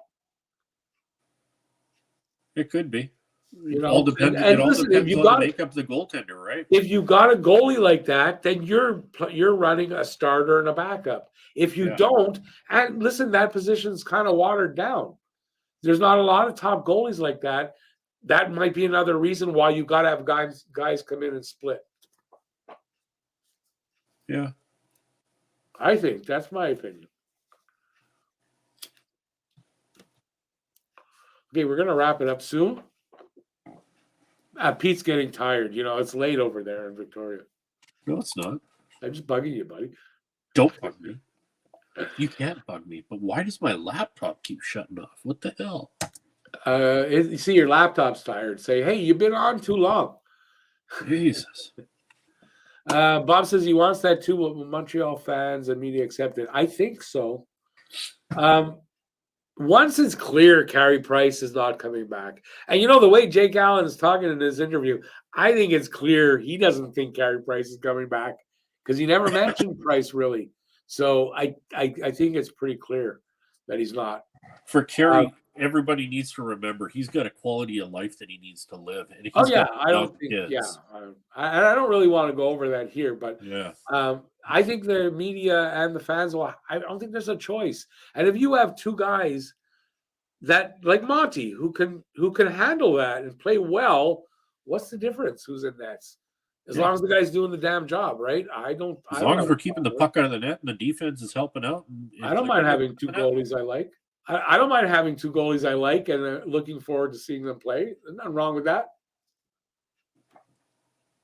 Sorry, by the way, if I'm over-talk. I do that. It's a habit. Bob, they got to play the kids over vets. And they will. I think next year you're going to see less vets here. You got to have some, but you're going to see less. And I think they're going to have a new crop of rookies. That won't be just one or two. I think it'll be more than Harvey Pinard. And although he won't be a rookie at that time, he'll play enough. But, Harvey Pinard and Ullinen as regulars. And we'll see another couple of guys making the jump. Because that's Don't the name forget, of the game. like a lot of people, I think, are forgetting that we have so much coming up. Like you got Hudson coming, Mayu's coming. No, listen, his girlfriend that's up to her. I don't know. They might not be. You don't get What are you it. talking about? Went over your head. Well, you Yeah. said Mayu's coming. I don't know. Ask his girlfriend. That kid is. You know what though? Listen, he had a year. Like he lost a year of development. He looks great. I still think he needs that year. I don't think he's going to make the jump. I think 2 years in Laval. We talked about this, didn't we? Yep. Yeah, we did the other day. I don't think it'll be 2 years in Laval. I think it'll be another year and a bit, and then they'll be like he'll be going back and forth. If he can make the jump to Laval next year, he doesn't sound like he's at the right age, even though with the lack of development. And I think he will because the way he's playing. But I think it might be it's a big jump. I don't have 100% confidence that he'll make the jump and look the way he is in junior. I think that might take a couple seasons, is what I'm saying. Yeah. Oh yeah. Then you got Owen Beck, right? Another one, third for me. Owen Beck, third line center, and he's going to be like a Guy Carbonneau. That kid is juicy. Yeah, I mean Hudson, Beck. I mean, look at some of these kids that I'd never heard of them before the draft. How many times we both said, obviously, multiple times we have both said our future is very bright. We don't need Bedard. It would be great to have Bedard. We don't need Bedard. But you know what? Fantilli, Carlson. Yeah, one of those guys. Got Doc Suzuki, that guy that they might add. You got Beck. You got centers left and right, and which is what they want, I believe. They want ideally what they want is a center that can play either wing position. That's okay. So let's talk about that. I think this is a winning formula going forward. Is that winning through the middle, right? Yep. So to do that, though, not only do you need good centers, but you need actually a winger that has the mindset of a center. Exactly. And kind of an opposite of the center that he's playing with. So he has different skills and different things that he does better, and the other guy, so that they really complement each other. And then when you got a face-off where one gets tossed, it's also great when you have those two centers out there. If the one gets kicked out of the face-off dot, the other that's what I was just saying. Right in there, right? That's what I was just saying. And did you know, by the way, Doc, that's his worst thing is face-off. The other game, he was 75% in the dot. I think Doc is starting to come around on the face-offs. If he does, Doc could be that answer for the second, and maybe a first-line center even. Yeah. Over Suzuki. He could be that guy if he gets the face-offs. Because I think he's got almost everything else in his game. Defensively too. The only thing I want to see Doc do is put on another 20 pounds. Oh, he's 22. He's got plenty of time to do that, and he will. I want to see. He might get to 230. He's 6'4". Send that kid my way. I'll pack some punch on him. Peter says he likes this Peter Fishwick. He says he likes Beck's chances in 2 or 3 years, and I think you're right on. Spot on. I think possibly 3, but I can see Beck here in 2 years. Yeah, I think you're right on. Habs Guru says in Monty's 8 games, he started. There's only 3 games where they lost by multiple goals. 5 games were a 1-goal difference. And I think there was 1 game where he wasn't very good out of the 8. He had 1 bad game. It might not be totally his fault, but he gave up a lot of goals. Other than that, yeah, you're right. He was great. I think Monty's very promising. And like Pete, you weren't hanging around then when last year at the beginning. I don't think when he first started playing, he had a rough start. But I know me and Matt both liked what we saw in how he recovered from that and kind of got better through the season. It was still rough, but you could see flashes of some good stuff in this kid. I was watching you. I wasn't involved much because I was so busy, but yeah, he's got it. Monty Seems has like it. It's just got to be. It's in there somewhere. It's rough. Just got to be. It's got to be. It's rough. Up. Yeah, it's got to be. Apparently, I was hearing in the game there was something they've been working on with him, and he's showing that it's like he's coachable. Yeah, I don't remember what it was. I can't remember, but they were talking about that. He's coachable. If he's coachable and learning like that from this goalie coach, and he's just entering his prime, he's got a much higher ceiling than we thought. I think at first. Yeah, I agree. Wholeheartedly, I think so. agree with that. Yeah, I don't want to bite off more than I can chew on that one. Goaltenders are very, I know. I agree. Scary. You know. I agree. There's caution to be taken on that, but as long as he keeps showing these improvements and he's playing great right now. I think there's every reason to be hopeful that he's going to be a starter. I think the kid has a chance now. Where I said backup before, I think the kid has a chance to become a starter here. I want to see him as a starter. And think about that too. Like I keep saying, he's got that. He's got that. And you know what else I like about it? Something Montreal kind of was known for is the great French goalie. Yeah. And he's a Quebec player. I think it would be so fucking good if this guy works out as a starter in the, just to see a great French goalie again. I don't know why, but that to me makes it's attractive to me. Monty has flashes of brilliance at times, and I'm not comparing him to Waugh, but Waugh was the same way. He was horrible, but then he showed these flashes of brilliance, and then all of a sudden it just. Waugh wasn't expected to be even a starter for Montreal at all. No, he wasn't. He got a lucky break to get in, and he did well when he started, but he was not expected to be what he was at all. Nope. And look at what he turned into. And, who's to say that doesn't happen with Monty, given time? Yeah, I mean, I'm not going to give him that greatness, but I see signs that he could be. I like the way he tracks the puck. I like the way he moves side to side. I love his push-offs are amazing. That was the first thing I liked about him was his reflexes. His push-off. Lately, his push-off is it's really much more aggressive. He's been really good side to side. And you know what else I noticed with his side to side? Last year, he was going side to side, but he'd go too far. He'd leave the other side open a little bit. He's not doing that as much this year. No. He's getting better at that. And that's important for a goalie is you got to stay in that zone. It's really important if you don't overdo that. I was watching with Jeff. He sent me some videos to watch, and that was one of the points in there. So I like what I see with Monty. Yeah. Okay, let's get down to the last, say, 5 minutes. And Bob's changing the topic. Let's do that one. I saw something tonight about Gretzky. He almost went to Detroit, but his dad talked him out of it. Walter said Detroit will always be a Gordie Howe town. Go to LA, he said it did. But the weird thing about that is, I mean, Gordie Howe was Gretzky's idol. That's probably why he wanted to go to Detroit. Now, do you know that he could have been a Hab, except because of his birthday? And he didn't go in the draft the way, because he was WHA. But if he had been in the draft, Pollock had it set up that they were ready to draft him. But because of the WHA thing and he signed a contract there, he didn't go in the draft.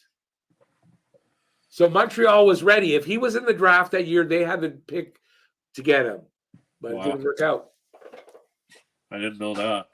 Yeah, that's something I did some research on. I don't know, a video a couple of years ago. I discovered that. Wow. Same way we could have had Perreault, Dion, and Oh, yeah. Lafleur. That's the one. That's probably the one. I know about the Perreault thing and Well, Lafleur. Dion, he could have had Dion. He turned down a deal to get the pick because he wasn't sure about Dion or Perreault. To be honest with you, he wasn't. That was his probably the one time you can knock him is Pollock. He didn't make the right choice there. Wow. But can you imagine having those guys with the team? Imagine It was, they would have won every cup that yeah. game. What else is let's see what else we Bob got staying going. here? If Carey Price retires this year, would you keep him as goaltending coach for Monty Primo if Carey wants to do that? I think the key that you just had in that question is if Carey wants to do that. It all If he depends does, I would. But does he? You know what? I don't think so. Oh, hey. Bob Cannon also set up a couple of chats above that. He says, let me say before the chat ends, this has been outstanding chat here tonight. Great insights and discussions. Love it, boys. Thank you, Bob. Appreciate Thanks, that. We're awesome. doing. We're trying. We're trying. That's for sure. And we're going to be doing this to remind you. We're going to be doing this twice a month. And I don't know what games. Habs Guru wants us to do it more. Look at that. No, that's okay, but it's a little trying on me. Yep. So we want to see how that goes. And you can look forward to something else.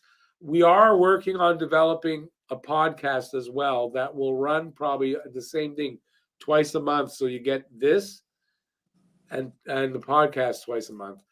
So I don't want to overtax Pete for sure because he's a busy guy. He's got stuff going on. So we can't do it too often. But we'll have fun when we do them. Oh, that's for sure. But we are we're working on developing a podcast where Matt would be involved, and we're kind of looking to get one more person involved. But that's a little bit down the road. So yeah. All right. So we're going to end it. You want to say anything in closing? Well, this is fun. I miss it. I enjoy it.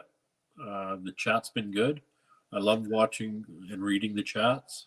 But before, when we were doing it, we never did this, me and you, like this. No. I thought this was really good to have it less people to get your points across. I'm sorry, I kind of talk over you a little bit, but that's my ADHD. I can't help that. When we did this before, it was too many. We had what? At times we had sometimes five, six people. And it was just too much. It was, it's okay for sometimes. Yeah. But it was a little too much for every game. But like for something like this, I really like this. This was really good. And thanks, Lucas. You did a great job. And I'm looking forward to the next one. So yeah, me too. We should the next one we should do on a Saturday night after the game. My only problem with that is I go visit my dad on Sunday, and it's kind of taxing. But I kind of agree with you, though. I like the Saturday night games. I do agree. Well, we'll talk about it. Yeah. I could probably do that, but yeah, I kind of agree with you because I was thinking Saturday games a couple of times, and but let's talk about it, and we might do that. I kind of like that. Yeah, it's late here too for everybody. Only Pete doesn't have it. It's not late there. He's on the West Coast. So, okay. So listen, thanks everybody for joining us for our first post-game show. It was really a lot of fun. I hope you all will be back next time. We'll announce it a little bit in advance when we decide. It'll be after the break in February. There's 10 days where there's nothing. I'll be doing stuff, but it won't be any game to do a post-game show. So thanks everybody for being here. I really appreciate that. So thank you, everybody. Good night, Habs Guru, Bob Cannon, Lucas Miller. Thanks for sticking it out, boys. Everybody, really appreciate it. Yeah, and that you guys stuck it out. That was really cool. So till next time, stay safe out there. As I always say, peace out, everybody. And really, thank you for being here. And we'll see you on the next one. And we'll see you for obviously pregame and all, and the games and everything. Bob, you didn't monopolize the chat. It was our choice to pick the comment. So don't worry about it. Yeah. Thank you for participating like that. I really appreciate that. You are talking. If it wasn't for them, if it wasn't for the people out there, right, we don't do in anything. between us battling with each other, we need that stuff. So don't have to apologize ever for doing that. And on that, I'm going to say goodnight. Till next time. Ciao, everybody. There we go.